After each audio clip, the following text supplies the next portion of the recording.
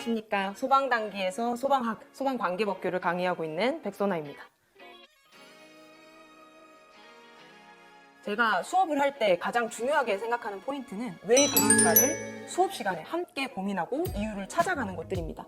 물론 수업 시간에 제가 이런 질문을 던지면 수험생 여러분들이 굉장히 싫어하지만 이 과정을 통해서 여러분들이 해답을 찾아 나가다 보면 정말 중요한 힘들이 생기게 될 거예요. 소방학을 공부하다 보면 왜 연소가 이렇게 이루어질까? 혹은 불을 번지지 않게 하기 위해서 어떻게 해야 될까? 이런 과정들을 고민하다 보면 소방학에 대해서 정말 매력을 느낄 수 있게 될 것입니다. 그래서 이런 것들을 수업 시간에 고민하고 답을 찾아가다 보면 시험장에서도 그러한 답들을 쉽게 찾아낼 수 있는 능력을 배양하고 있는 것을 굉장히 중요하게 생각하고 있어요. 그리고 두 번째로 소방학에 대해서 여러분들이 조금 더 친근하게 느낄 수 있도록 나중에 소방학을 알기 시작하다 보면 지하철을 걸어가다 보면 소방시설들이 보이기 시작할 거고요. 그리고 건물을 들어가는데 1층에 안전관리자 표지들이 눈에 들어오기 시작할 거예요. 그래서 소방학에 대해서 여러분들이 하나씩 알아가다 보면 친근하게 느낄 수 있는 부분들을 제가 수업을 통해 전달하고자 노력을 많이 하고 있습니다.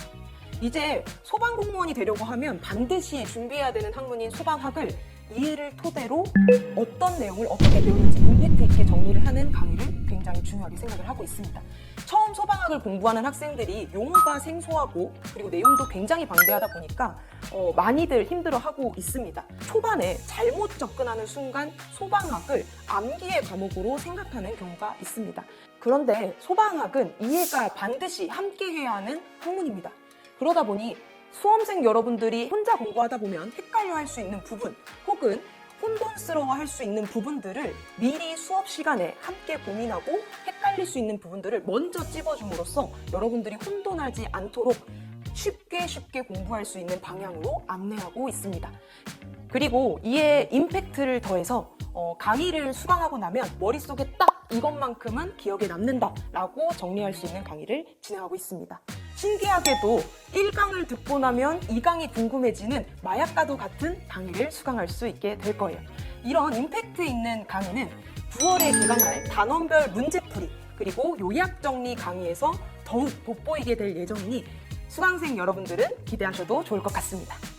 네, 소방학은 많은 교재로 공부하기보다는 자신만의 언어로 표현된 단권화된 교재나 요약 정리로 진행하는 것이 좋습니다. 단권화된 교재나 정리된 노트로 회독수를 늘리다 보면 자신만의 언어로 표현된 교재이고 노트이다 보니 회독수가 엄청나게 빨라지게 될 거고 습득 속도가 굉장히 빠르게 진행되게 될 거예요. 그리고 이 회독수를 늘리다 보면 자연스럽게 이거 내 노트에 몇 페이지에 있던 내용인데 까지 정리될 수 있을 것입니다. 그리고 두 번째로 시간관리 팁을 좀 드리자면요. 수험생별로 하루 종일 공부하는 학생 혹은 직장생활을 하면서 준비하는 학생 두 가지 경우로 나뉘게 될 텐데요. 첫 번째로 하루 종일 공부를 하는 학생들의 경우에는 시간을 배분을 잘 해주셔야 합니다.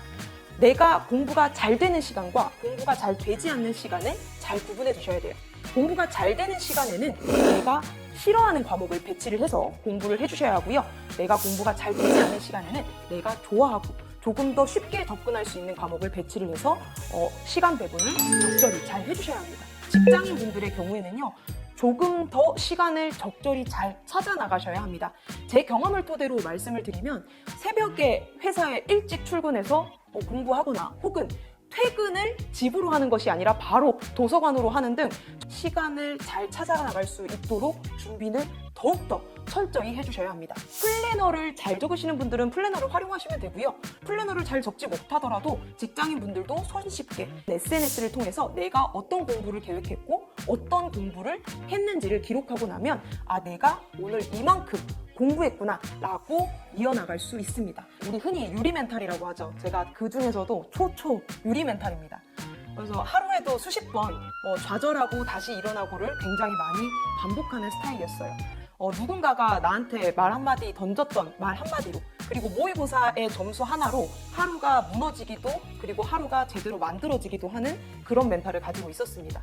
그래서 제가 선택한 방법은 멀리 있는 시험의 목표를 바라보기보다는 하루를 어떻게 만들어 갈까를 굉장히 많이 고민을 했습니다.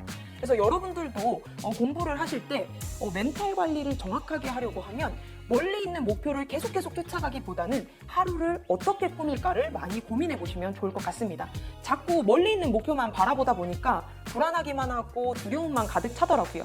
그래서 오늘 어떻게 채워나갈지를 전날 저녁에 내가 내일은 어떤 공부를 하고 언제 운동을 하러 가고 이런 계획들을 세우고 그 다음날에 이 계획을 완료함으로써 성취감을 느껴나가는 것으로 자신감을 만들어 나갔습니다. 부산에서 제주, 서울까지 아침 9시 강의를 하기 위해서 새벽 3시에 기상해서 오는 과정이 조금 힘든 것 같습니다. 쉽진 않지만 강의실에 도착해서 학생들과 이야기를 나누다 보면 또 그 피로감이 풀리는 것 같기도 해요. 모든 강사가 똑같겠지만 감사합니다 라는 말 한마디를 학생을 통해서 들을 때 가장 뜻깊고 기분이 좋은 것 같아요. 제가 아직도 처음 그 감사합니다 라는 말 한마디를 들었을 때 감정을 잊지 못해서 지금 강사의 길을 계속 걷고 있는 것 같은데요. 제가 처음 감사합니다 라는 말을 들었을 때 에피소드를 한번 말씀을 드리면 제가 낮에 근무하고 저녁에 강의를 하던 시기가 있었습니다. 낮에 현장에서 일을 마치고 5시쯤 사무실에 들어왔는데 책상 위에 꽃다발 하나랑 쪽지 하나가 남겨져 있는 거예요. 제가 그 쪽지를 보고 처음에 열기 전에는 남자친구가 이벤트를 했나? 라고 좋아했었습니다. 그런데 쪽지를 열어보니 남자친구의 이벤트보다 더 좋은 합격생의 감사 말이 적혀 있었어요. 인터넷을 수강하시는 학생분이 아이디를 적어놓고 감사합니다 라는 5글자가 적혀 있었는데 아직도 그 쪽지를 갖고 강의를 이어갈 만큼 정말 뜻깊은 시간이었어요.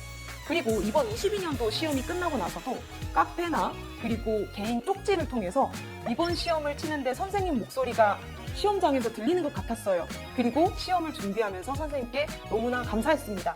이 말 한마디를 듣는 것들이 정말 보람 깊고 기분이 좋았습니다. 그래서 힘든 점보다 보람된 점들이 훨씬 많아서 제가 지금까지 강의를 계속 이어올 수 있는 것 같아요.